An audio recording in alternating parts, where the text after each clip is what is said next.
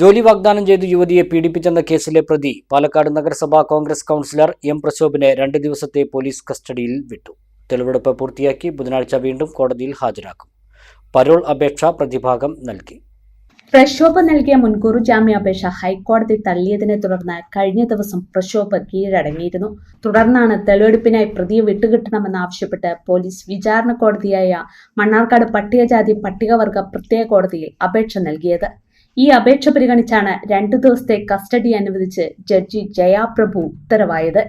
ജോലി വാഗ്ദാനം ചെയ്ത് പരിചയം സ്ഥാപിച്ച് ദളിത് യുവതിയെ പീഡിപ്പിച്ചെന്ന പരാതിയിലാണ് പാലക്കാട് ടൗൺ സൗത്ത് പോലീസ് കേസെടുത്തത്. പീഡനത്തിന് പുറമെ പട്ടികജാതി വിഭാഗങ്ങൾക്കെതിരെയുള്ള അതിക്രമ തടയൽ വകുപ്പും ചുമത്തിയിട്ടുണ്ട്. സ്പെഷ്യൽ പബ്ലിക് പ്രോസിക്യൂട്ടർ രാജീവ് നടക്കാവിൽ ഹാജരായി.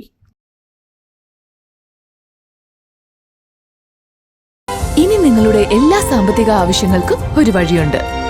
UGS gold loan. നിങ്ങളുടെ ഏത് സാമ്പത്തിക ആവശ്യങ്ങൾക്കും ഒരു വഴിയുണ്ട്. UGS gold loan.